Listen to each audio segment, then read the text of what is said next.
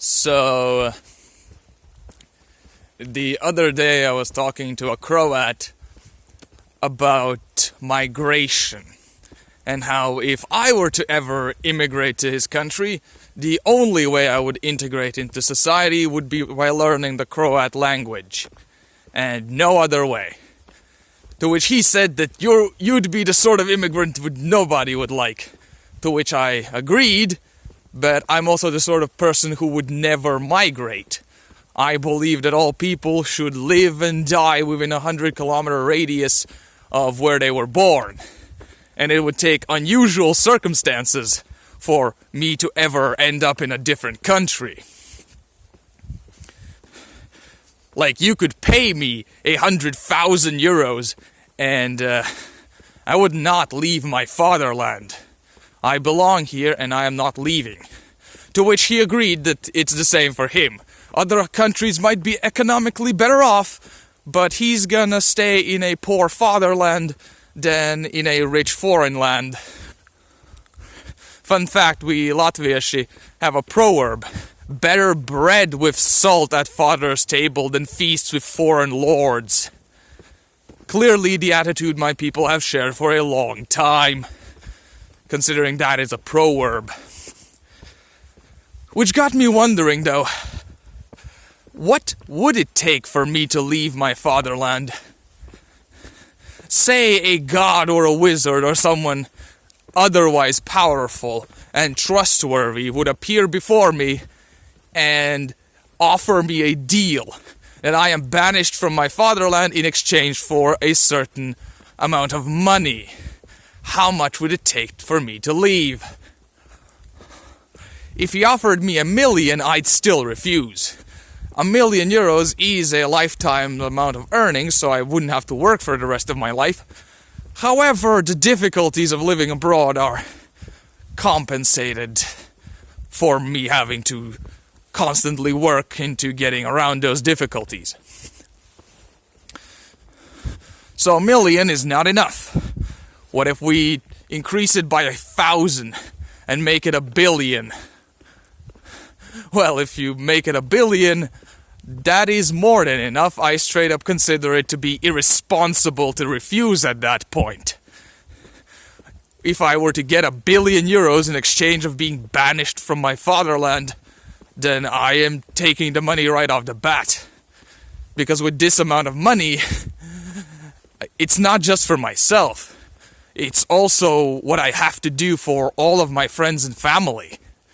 Like, if I am now with a network of 1,000 million euros, then I can give 1 million euros to my parents, my siblings, my closest friends, and all of them will be able to live happily without having to worry about money ever again. And I would still have hundreds of millions of euros left over, at which point all of my life's problems would be solved, and the amount of money I would have would also allow me to easily solve the difficulties of living abroad.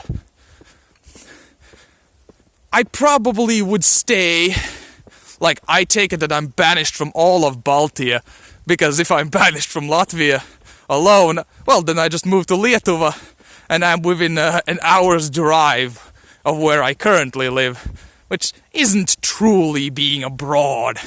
So I take it that I am banished from all of Baltija. In which case, where would I go? Is what I wondered. And I have come to the conclusion that I would not go to Southern Europe. It is too hot for me. I am a man of the north. I'd probably stay away from Western Europe, because in Western Europe the cost of living and wages are higher, meaning that my money would go a shorter way, whereas if I stay in the eastern part of Europe, then my money will go a longer way. And probably also stay within the EU, and probably also stay within the Schengen area, so that my family and friends would have an easy time visiting me. Because I am banished from going back to the fatherland. They are not banished from visiting me. So I'd wish for them to do that often. And at this point, my grandiosity takes over. Oh yes, I did an IDR Labs difficult person test, and everything is low because I am a polite, agreeable, kind and caring person, and so on. But I am grandiose to a fault. So what would I do with my hundreds of millions of euros?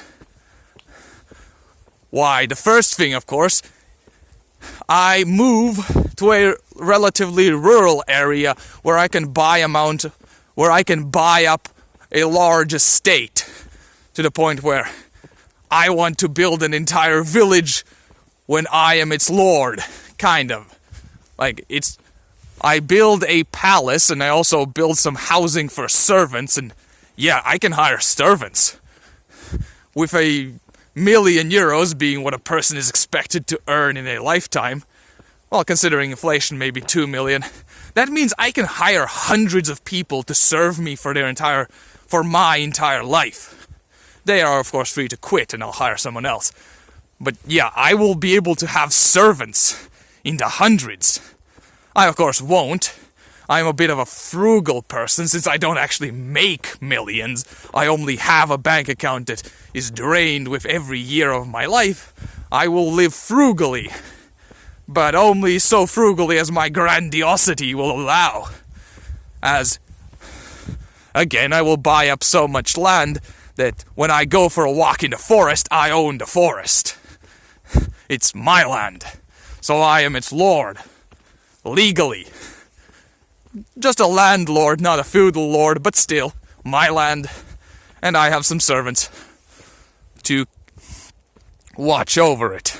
Thieves would have to be a problem I have to deal with now. I would also consider I am abroad. I thought about Sweden or Poland, and in the end I think Poland, like central Pomerania. Near enough to the sea where I can go to the sea regularly, because that's what I'm used to. Just like going to the sea every month. But far enough from the sea that I don't feel the maritime climate. I can't smell the seashore when wind is blowing from the north. I don't feel stronger storms than usual. Central Pomerania is a bit more mountainous than what I'm used to, but that's not a problem. Hilly areas are nice. They're more beautiful to look at anyway. So, in this property that I would have, I would then build a palace of the Baroque style. Not go overboard with the size, because again, I must live frugally. I don't want to bankrupt myself building a massive palace. Just in the Baroque style, a large mansion. That is what I would order built. And that is where I would live, and I would feel happy living there. And again, I would offer all of my friends and family that they are free to come visit me anytime, and they could just stay in a palace and enjoy living in a palace. Where I have cooks because I don't feel like cooking for myself. Where I have maids because I don't feel like cleaning for myself, and I am a foreign rich person. I'd need some security staff too. My right-hand man would definitely be a lawyer, because the power of the law is what I must fear more than anything. They can confiscate all my stuff. So I'd have a lawyer to constantly ask, is what I plan to do legal? And then I wouldn't do anything illegal, because the government is very powerful. Much more powerful than little rich me.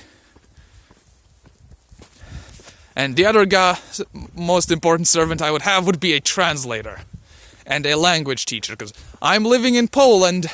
Well, I'd like to be a citizen then, and I'd like to be able to talk to people I find out and about. Being mute is not a good idea, so I'd need to speak Polish, so I'd have a teacher to teach me. His one job is to teach me Polish, but since it would take years to learn, for that time he's my personal translator.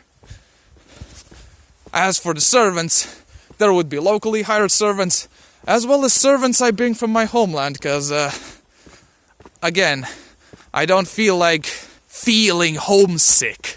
So hiring people from my home to give me company of my own nationality is definitely a thing I do.